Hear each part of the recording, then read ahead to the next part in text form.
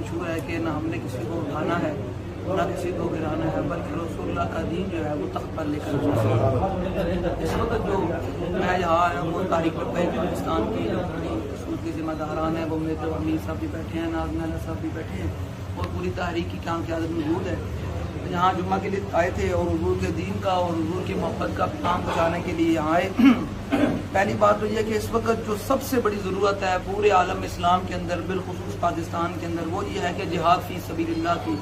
وہ جہاد جس سے جو ہے نا وہ بیت المقدس کی آزادی ہو، اور وہ جہاد جس سے کشمیر کی آزادی ہو، اور وہ جہاد جس سے جناب برما کی آزادی ہو، عراق کی آزادی ہو، شام کے مسلمانوں کی آزادی ہو، اور وہ جہاد جس سے پوری دنیا پر حضور کے دین کا غلبہ ہو۔ اس وقت اسلام کو سب سے بڑی ضرورت ہے، اور سرکار کا فرمان موجود ہے لا عزت الا بالجہاد۔ حضور نے فرمایا قیامت تک مسلمانوں کو عزت سوائے جہاد کے نہیں مل سکتی۔ تو میری تحریک کا اور اس وقت سب سے اہم موضوع یہی ہے، اور تحریک لبیک پاکستان اس وقت پوری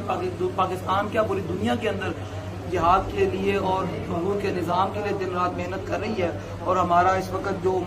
تحریک کا منشور چل رہا ہے وہ یہی ہے کہ اس وقت اسلام کو اور کسی کام کی نہیں بلکہ اسلام کو اس وقت جہاد کی ضرورت ہے، اور فلسطین کی جو آزادی ہے وہ بہت ضروری ہے۔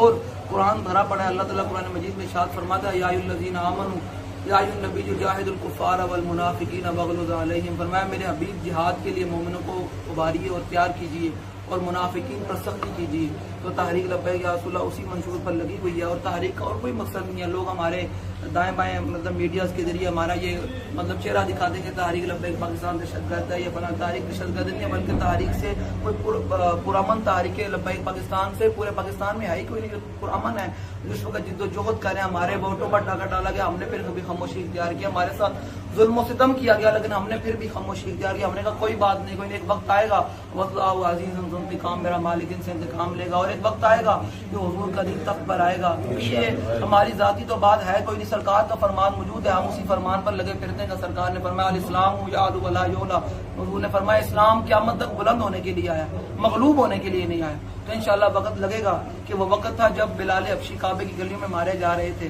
تو ایک وقت پھر آیا کہ کعبے کی چھت پر بلال حبشی کھڑے ہو کر اذان دے رہے ہیں۔